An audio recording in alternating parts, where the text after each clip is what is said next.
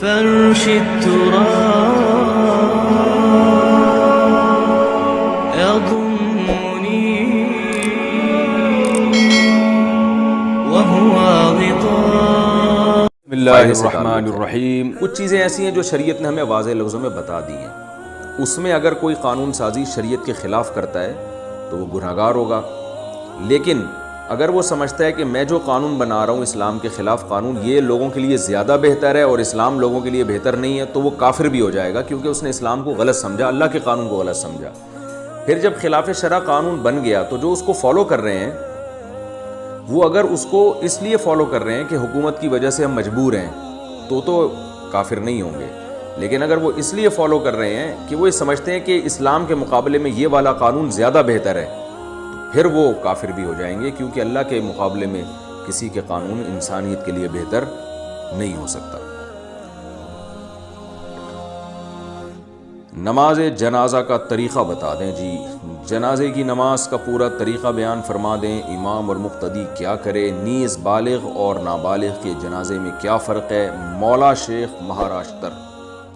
بھائی، نماز جنازہ کا طریقہ بہت آسان ہے. نماز جنازہ میں 4 تکبیر فرض ہیں، یعنی اگر کسی کو کچھ بھی نہ آتا ہو جنازے میں، امام نے جب اللہ اکبر کہا تو یہ بھی اللہ اکبر کہے، امام نے جب دوسری دفعہ اللہ اکبر کہا تو یہ بھی اللہ اکبر کہے، جب امام نے تیسری دفعہ اللہ اکبر کہا تو یہ تیسری دفعہ کہے، امام جب چوتھی مرتبہ اللہ اکبر کہے تو یہ چوتھی مرتبہ اللہ اکبر کہہ دے، اور امام جب سلام پھیرے تو یہ بھی سلام پھیر دے، تو یہ جنازہ ہو گیا.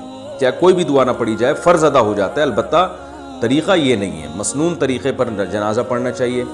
مسنون طریقہ یہ ہے کہ پہلی تکبیر کے بعد آپ ثنا پڑھیں، یعنی سبحانک اللہم و بحمدک وتبارک اسمک وتعالی جدک ولا الہ غیرک. اس میں بعض لوگ الفاظ بڑھاتے ہیں وجل ثناؤک، تو یہ وجل ثناؤک کے الفاظ پر میں نے بہت ریسرچ کی تھی ایک دفعہ، یہ کہیں بھی کسی بھی مستند روایت سے ثابت نہیں ہے. وہی ثنا پڑھنی چاہیے جو نماز میں پڑھتے ہیں. اس کے بعد درود شریف ہے، وہی درود شریف جو درود ابراہیم دوسری تکبیر کے بعد آپ پڑھ لیں. تیسری تکبیر کے بعد آپ دعا پڑھ لیں. ایک مشہور دعا ہے اللہم اغفر لحینا ومیتنا وشاہدنا وغائبنا، یہ والی مشہور دعا بھی پڑھ سکتے ہیں. اس کے علاوہ بھی حدیث میں بہت ساری دعائیں آئی ہیں، ہم لوگ ایک ہی کو پکڑ کے بیٹھ گئے. بہت ساری دعائیں، بڑی اچھی اچھی دعائیں ہیں، تو کم از کم 2-4 دعائیں تو وہ یاد کر لینی چاہیے، تو وہ دعائیں بھی میت کے لیے پڑھنی چاہیے. اور دوسرے ائمہ کا اختلاف ہے، وہ سورہ فاتحہ کو نماز جنازہ میں لازم سمجھتے ہیں اور بطور قرات کے سمجھتے ہیں، جبکہ نماز جنازہ تو ایک محض دعا ہے، اس کا وہ ارکان نہیں ہے جو نماز میں جس طرح سے دوسرے ارکان ہوتے ہیں، رکوع سجدہ، یہ چیزیں نہیں ہیں.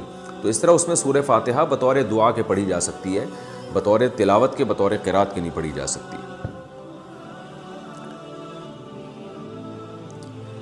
نمازی کے سامنے سے نہ گزرنے کی حکمت. نمازی کے سامنے سے گزرنے کی جو ممانعت کی گئی ہے، اس میں کیا حکمت ہے؟ توفیق صاحب ممبئی سے پوچھتے ہیں. توفیق صاحب، اللہ ہی جانے کیا حکمت ہے.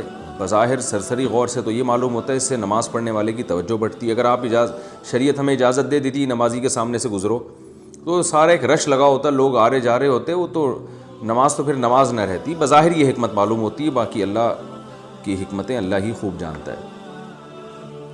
گاڑی کی انشورنس کا حکم. میں نے 3 سال کی قسطوں پر گاڑی خریدی ہے، اگر میں 1 سال یا 2 سال میں پیسے جمع کرا دیتا ہوں تو کیا یہ جائز ہے؟ نیز کیا گاڑی کی انشورنس کرانا بھی ضروری ہے؟ ایک بندہ. بھائی اس بندے کا نام بھی تو ہوگا نا کوئی. ایک بندے، آپ کے سوال کا جواب یہ ہے کہ آپ نے جو قسطوں پہ گاڑی خریدی ہے، اگر آپ 3 سال کی قسطوں پہ خریدی اور آپ 2 سال میں پیمنٹ کر دیتے ہیں تو اس پیمنٹ کی وجہ سے اگر وہ ڈسکاؤنٹ کر رہا ہے تو یہ حرام ہے، ناجائز ہے. 3 سال پہ آپ نے گاڑی خریدی فار ایگزامپل 20 لاکھ کی، یہ قسطیں طے ہوئی تھیں. اب آپ چلے گئے اونر کے پاس کہ بھائی میں 1 سال میں پیمنٹ کرتا ہوں، مجھے ادھر سے ڈسکاؤنٹ کر دو، 20 لاکھ کے 15 لاکھ کر دو، 18 کر دو، تو یہ جائز نہیں ہے.